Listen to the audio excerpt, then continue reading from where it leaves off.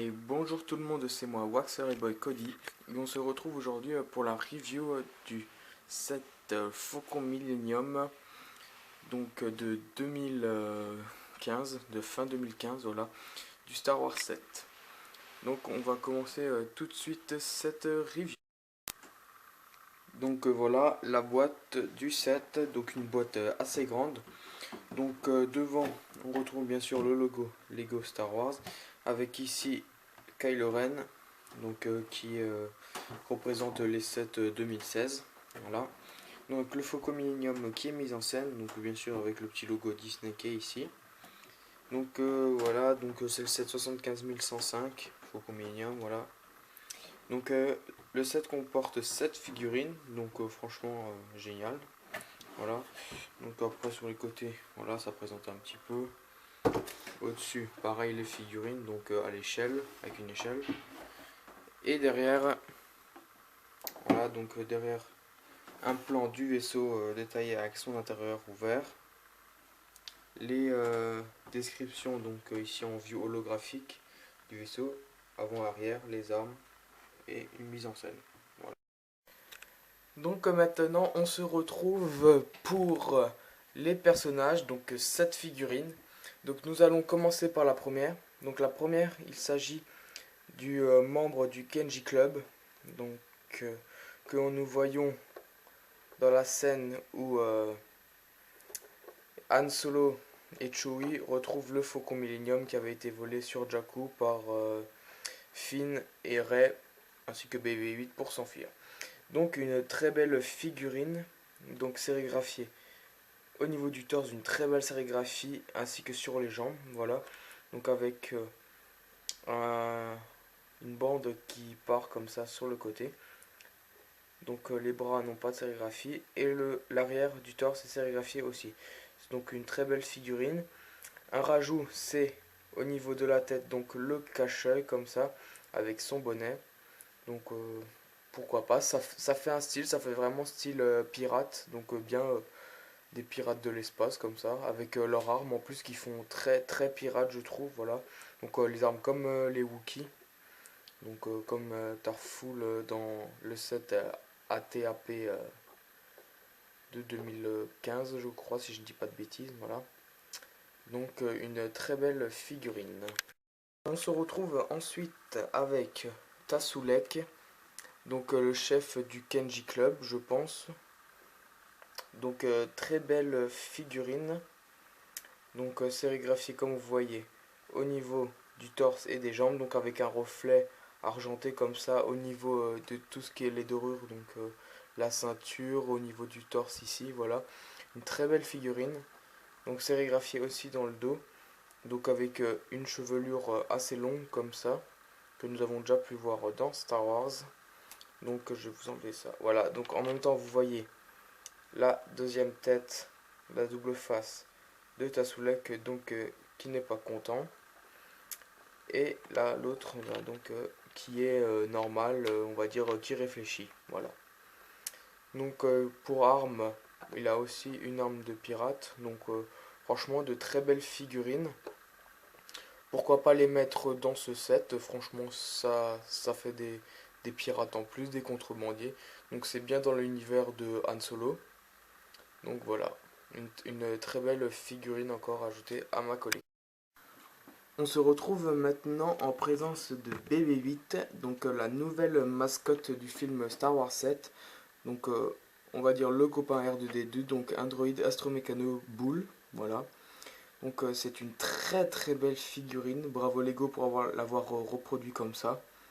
Donc franchement très bien fait. J'ai halluciné quand je l'ai construit, franchement c'est assez petit mais il y a tellement de détails. Donc là vous voyez au niveau des yeux du retransmetteur et même au niveau de la boule, voilà, les différents compartiments du droïde. Franchement c'est hallucinant le détail, donc bravo Lego pour cette mini figurine. Donc une mini figurine qu'on peut retrouver aussi dans le X-Wing de Poe Dameron, donc un des premiers personnages que l'on voit dans le film sur Jakku, voilà, sur Jakku. On se retrouve maintenant avec Finn, donc Finn qui n'apparaît pas encore dans énormément de sets, donc voilà, il est dans le Faucon Millenium. Une bonne raison pour le mettre, hein, bien sûr, parce qu'il s'échappe avec le Faucon Millenium de Jakku. Donc cet ancien Stormtrooper, donc franchement c'est une superbe figurine. Donc sérigraphié juste sur le torse, à l'avant et à l'arrière aussi du détail. C'est vraiment bien de faire les traits de la veste à l'arrière.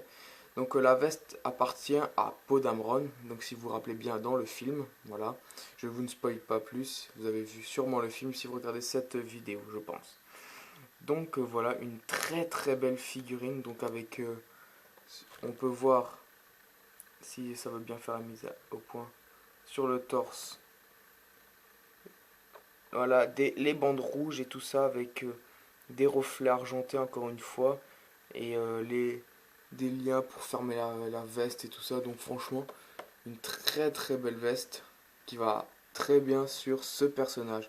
Donc voilà, aussi une double face. Donc je vais vous montrer vite fait ça.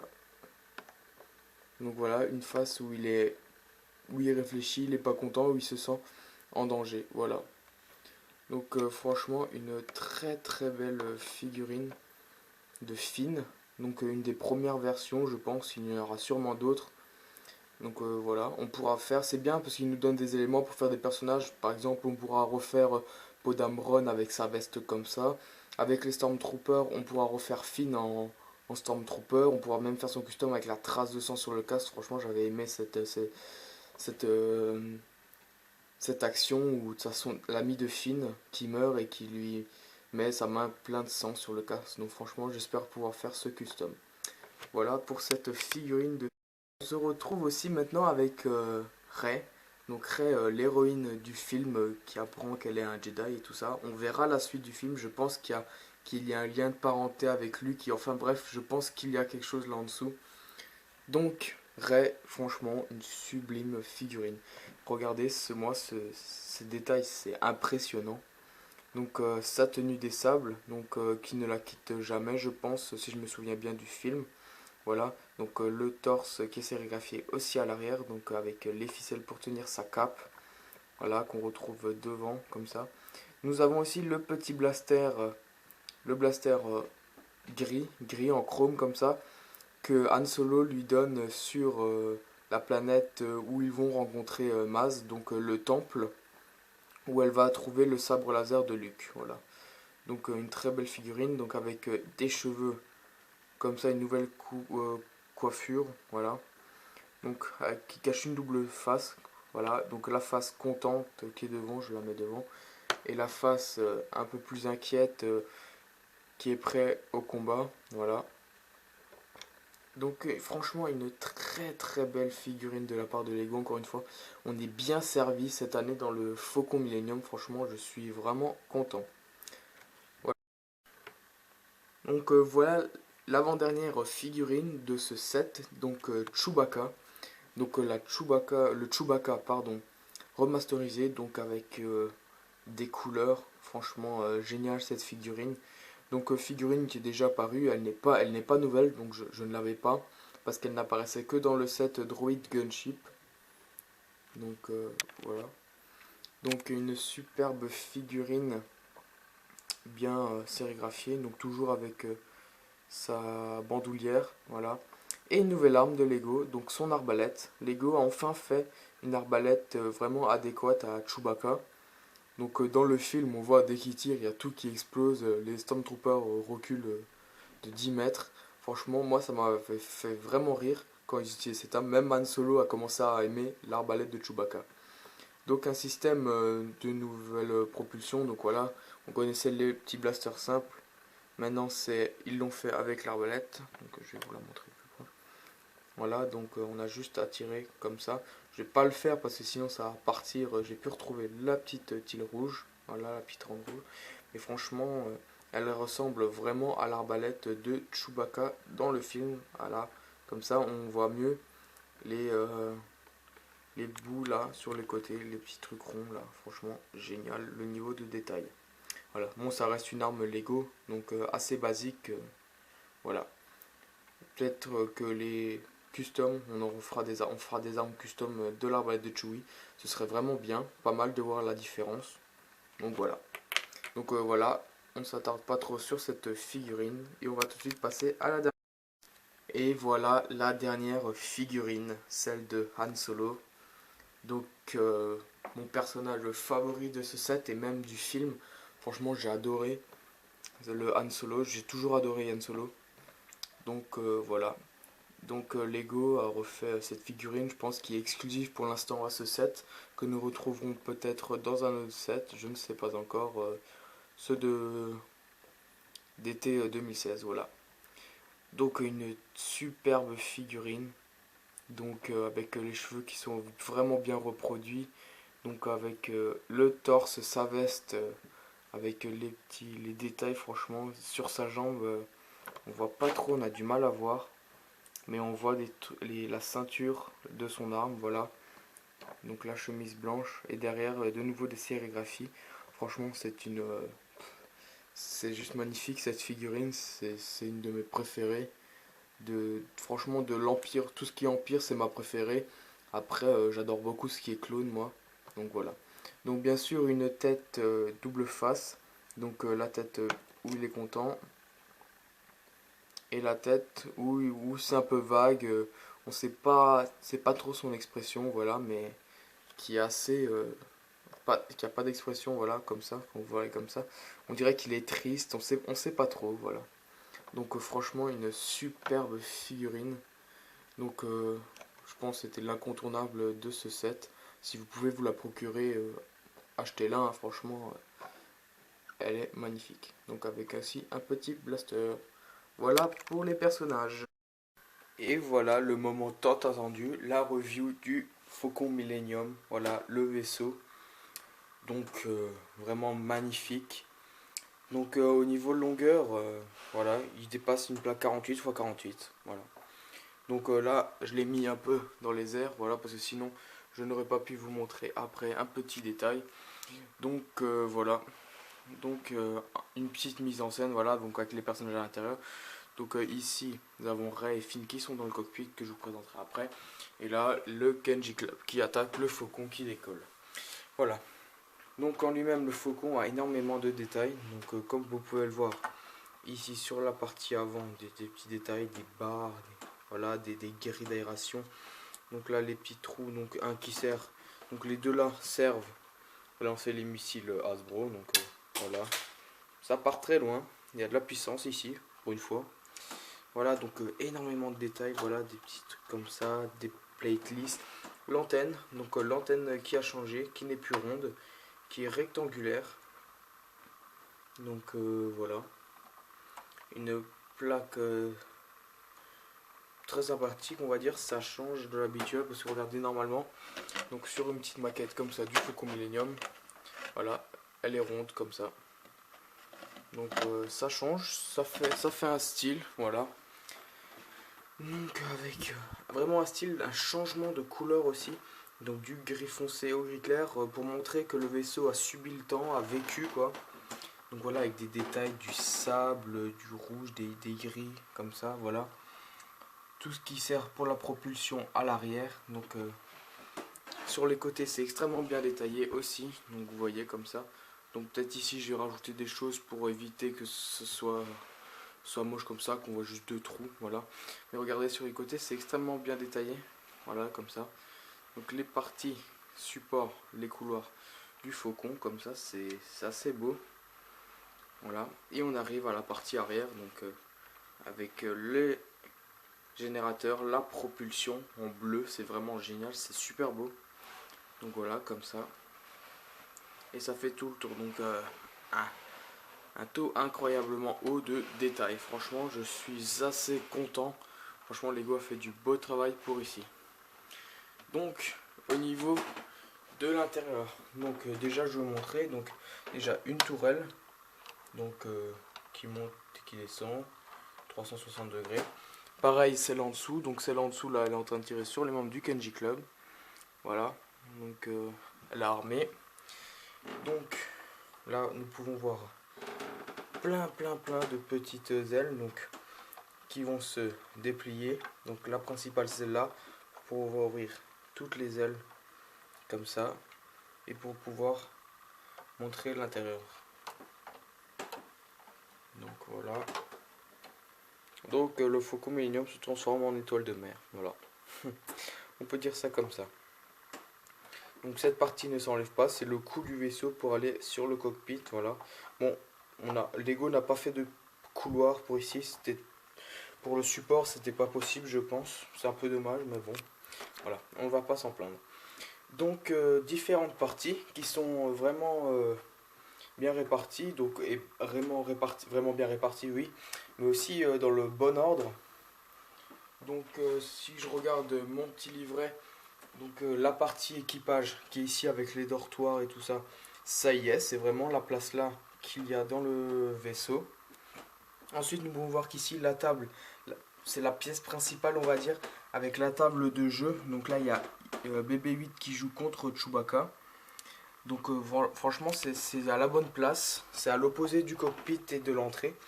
Donc c'est vraiment génial. Donc avec ici Han Solo qui est sur son PC, voilà, sur sa petite chaise. Hop, je vais vous le tourner. Bon, il veut pas se tourner. Hein. Ouais, voilà un petit défaut. Voilà, on peut pas tourner la chaise complètement à 380 degrés. Donc voilà, mais par contre on peut la. Voilà, bon. Voilà, il a décidé de se barrer. Donc ce n'est pas grave. Voilà. Han Solo qui est content. Donc voilà. Tu observes là. Tu observes la scène là. Voilà. Donc regardez, un taux incroyablement de détails. Donc bien sûr c'est les autocollants, un peu chiant ça. Voilà. Mais franchement les sièges sont très bien faits. Donc voilà, des détails, des instruments. Voilà, une commande ici. Voilà, c'est sublime. Donc avec des petits détails comme ça fait son charme. Des barres au sol comme ça fait son charme. Donc les lits, voilà, encore avec des barres. Et là on arrive dans tout ce qui est partie réacteur qui est vraiment bien détaillé. Donc tout ce qui permet de réparer un tuyau, voilà, les réacteurs, générateurs, voilà, avec des choses comme ça, les tiles comme ça qui sont un peu en doré, c'est vraiment beau. Donc voilà. Donc là ici, on s'en fout un petit peu, mais voilà, un peu de détail, voilà, une machine encore. Voilà, ici le couloir, donc avec l'entrée. Donc l'entrée qui, si vous voyez bien, hop, on peut s'en sortir. Et c'est ce qui donne ça ici, voilà. C'est la trappe d'accès. Mais bon, quand le vaisseau est au sol, voilà, on a un petit truc comme ça. Donc les personnages peuvent pas vraiment sortir. Donc c'est un peu dommage, on va dire, que Lego n'ait pas pensé à faire des pieds peut-être un peu plus grands. Pour que peut-être un personnage passe, même accroupi. Parce que même dans le film, dans le vrai, ils sont obligés de se baisser un petit peu. Donc voilà, c'est un peu dommage sur ça. Mais sinon, c'est pratique, c'est utile. Et ici, nous pouvons voir une petite trappe. Voilà, une petite cache où BB-8 et tout ça peuvent se cacher. Donc c'était la trappe aussi dans laquelle Han Solo, Luke et tout ça s'étaient cachés dans Un Nouvel Espoir. Quand ils avaient été chercher Leia, la princesse Leia sur l'étoile de la mort. Ils s'étaient cachés dans cette petite trappe. Donc elle y est toujours, c'est sympathique. Voilà. Après, au niveau de ici, donc pour la tourelle, nous avons un sas. Donc on ouvre et on peut mettre les personnages ici pour faire dans la commande de tir les artilleurs. Voilà. Donc c'est assez sympa, voilà, au milieu comme ça. Et on les voit pas et ça rance, ça passe, tout passe. C'est nickel. Voilà. Et après au niveau du cockpit. Donc le cockpit qui s'enlève comme ça, voilà. Donc trois parties. Donc un cockpit simple, hein. De toute façon ils pouvaient pas faire quelque chose de vraiment détaillé à part les sérigraphies ici, voilà, ça c'est beau. Et le cockpit, donc très simple pour mettre juste deux personnages. Donc avec ici j'ai mis Rey qui est au pilote, au poste de pilotage, et Finn qui fait son copilote, voilà. Donc avec un petit ordi, un petit ordi avec une petite manette, voilà, quelque chose de très basique. Donc voilà, c'est un super vaisseau. On a un peu de mal, voilà, parfois à mettre les personnages. Je sais que j'ai essayé de mettre Chewbacca et Han Solo en même temps dans le cockpit, c'est limite, franchement, j'ai un peu galéré à fermer le cockpit avec. Le cockpit il se ferme très simple, hein, ici sur les deux tiles là, une tile là, et pareil de ce côté, voilà, une tile. Mais sinon c'est bon, donc voilà. Voilà, donc un Faucon Millenium sublime, parfait, je veux dire. Il n'y a pas vraiment de points négatifs à enregistrer sur ce set. Il correspond bien au petit livret que j'ai reçu avec cette maquette il y a des années. C'était le numéro 1 d'une série de vaisseaux, je ne sais pas si vous connaissez. J'ai toute la collection entière, tous les vaisseaux de Star Wars. Donc il n'y avait pas encore de projet de Star Wars 7, donc je n'ai pas cela, bien sûr. Mais voilà, un Faucon Millenium comme ça. Et aussi là, voilà le poster du Faucon Millenium qui part de la Cité des Nuages. Donc vraiment, regardez tous ces détails, du rouge un peu partout. Et je sais pas si vous verrez, mais voilà, dans le cockpit on peut voir les personnages. Donc Chewbacca, Han Solo, donc je pense que voilà, c'est quand ils arrivent, Leia et C3PO. Donc je pense que c'est quand qu'ils arrivent. Voilà, excusez mon français, hein. C'est le moment où ils arrivent, voilà. Je me suis rattrapé. Donc voilà. Donc pour origine, je pense que vous connaissez, hein, le Faucon Millenium. C'est un vaisseau corélien, donc c'était un vaisseau de transport à la base.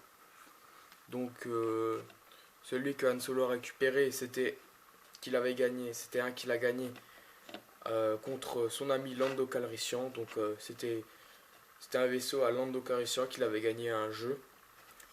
Et Han Solo a battu lui-même Lando à ce jeu et donc a récupéré le Faucon Millenium. Et Han Solo se l'est fait lui-même voler dans l'épisode 7, on le sait. C'est quelqu'un qui lui a volé, qui s'est fait voler, et puis etc. Jusqu'à que ce soit Finn et Rey qui le retrouvent et qui le rendent à Han Solo. Jusqu'à ben voilà, j'ai pas envie de spoil, voilà. Jusqu'au moment où il changera à nouveau de propriétaire à la fin. Voilà. Donc j'espère que cette vidéo vous a plu. N'hésitez pas à commenter, surtout commenter, j'ai vraiment envie de savoir si j'ai bien fait la review de ce set. Donc likez, partagez, voilà, un maximum de vues pour cette review. Donc la première review du Faucon Millenium, je pense. Donc j'espère qu'elle vous plaira énormément. Voilà, encore quelques vues du Faucon Millenium en lui-même. Donc je pense un peu l'améliorer sur certains points. Donc comme je vous ai dit, hein, ces petits trucs là, peut-être rajouter des détails ici au niveau des côtés ou sur les ailes. Bah, sur les ailes, sur la carapace. Voilà, c'est vraiment quelque chose qui ferait beau. Surtout que là il y a du détail, c'est déjà beau. Mais si on en rajouterait encore un petit peu.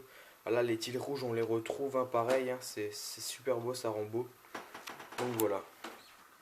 Donc cette fois je vous laisse, hein, on se laisse sur cette vue. Allez, ciao.